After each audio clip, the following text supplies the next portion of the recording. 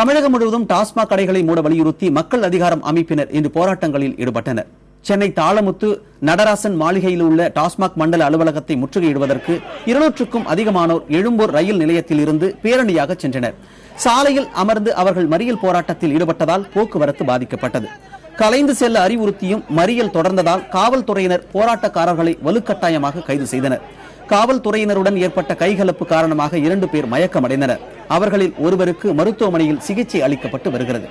இந்த போராட்டம் காரணமாக சிந்தாதிரிப்பேட்டை, எழும்பூர் பகுதிகளில் உள்ள டாஸ்மாக் கடைகள் மூடப்பட்டன. இதேபோல் திருச்சி, தஞ்சை தேசிய நெடுஞ்சாலையில் துவாக்குடியில் உள்ள டாஸ்மாக் சேமிப்பு கிடங்கை முற்றுகையிட்டு மக்கள் அதிகாரம் அமைப்பினர் போராட்டத்தில் ஈடுபட்டனர்.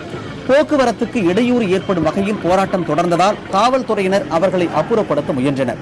அப்போது தள்ளுமுள்ளு நிகழ்ந்தது. இதனால் அரை மணி நேரத்திற்கும் மேலாக போக்குவரத்து பாதிக்கப்பட்டது. பின்னர் போராட்டத்தில் ஈடுபட்ட 500க்கும் அதிகமானோர் கைது செய்யப்பட்டனர்.